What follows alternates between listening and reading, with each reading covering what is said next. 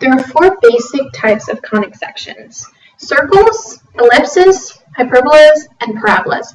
I'm going to show you how to take a standard form equation to a general form equation, how to graph a circle, how to graph an ellipse, and how to graph a hyperbola.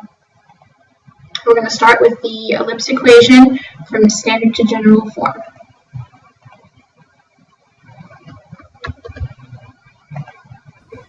First, what you're going to do is you're going to take the 25 out of the x side and a 4 out of the y side, leaving a space to complete the square. On the x side, you're going to take 4 divided by 2, the square root of that, so it's going to be 4. And on the y side, 10 divided by 2, square root of that is 25. Then you're going to take 25 times 4 and 4 times 5, or 4 times 25, and that's going to equal 100, or 200, so you're going to add 200 to the other side. Then you're going to simplify and get your two perfect squares, x plus 2 squared and y minus 5 squared. Then you're going to divide by 100 to get the other side equal to 1, because that's how a standard form or a general form equation in an ellipse looks like. Then you're going to simplify, and you're going to end up with x plus 2 squared over 4 and y minus 5 squared over 25 equals 1. Next, we're going to graph a circle, and this one's pretty simple. This is probably the simplest one. The center is at HK, the radius is r squared, or sorry, the radius is obviously the radius, but in the general form equation, you're going to have to take the square root of the last number. You graph the circle using the center coordinate and the radius.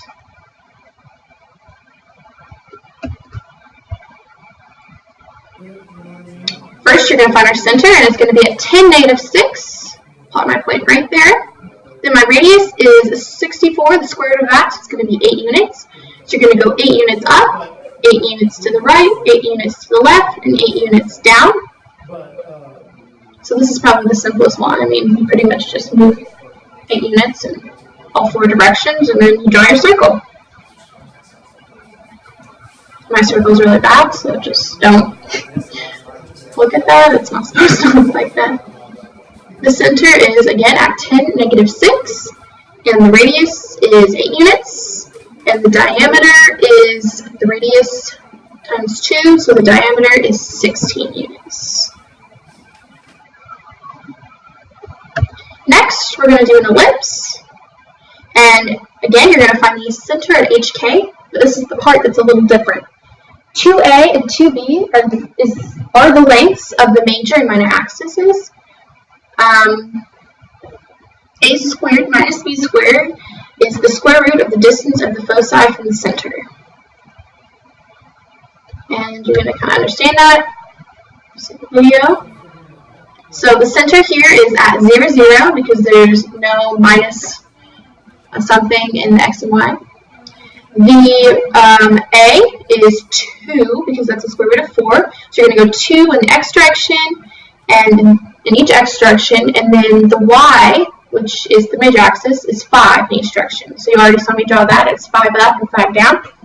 Then the foci is the 25 minus 4 equals the square root of 21, and that's approximately 4.6. So you're going to go 4.6 units away from the center, plot your point, and 4.6 units away down from the center. And that's always on the major axis. The center again is at 0, 0. And the foci units are, or coordinate is 0, 4.6, and 0, -4.6.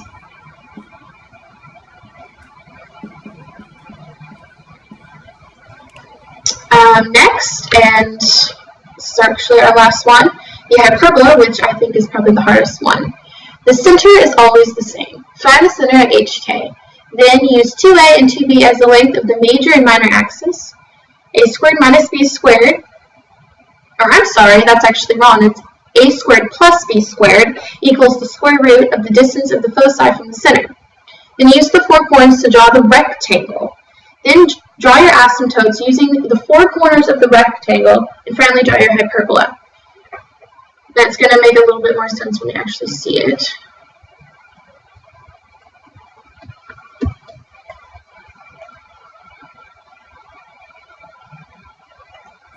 The center, again, is at 0, 0, and the minor axis is 2, which is the square root of 4, and the major axis is 3, which is the square root of 9. So I've already put my points there. I'm going to draw my rectangle now, just using those 4 points, pretty simple, and then draw my asymptotes going to the 4 corners of my rectangle. And those lines are going to help me draw my hyperbolas. Then, using those lines, draw your hyperbola. One there, and one over here. So you're going to be using the point, those 2 points right there on the outside.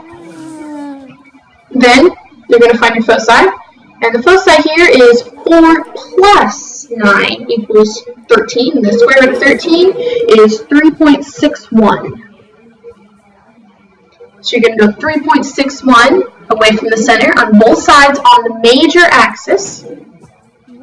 There are my 2 points.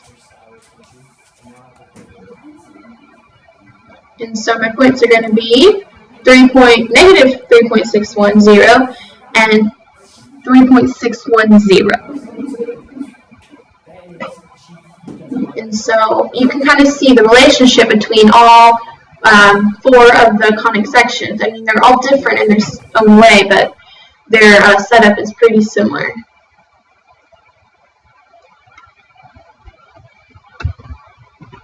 Here's just some pictures of ellipses. There's just a basic one, and then this one shows the major axis and the minor. And as you see, the major axis is 2a. So whenever I was counting over, I was counting the value of a over from the center on both sides. In hyperbola, there's a couple of examples of the hyperbola.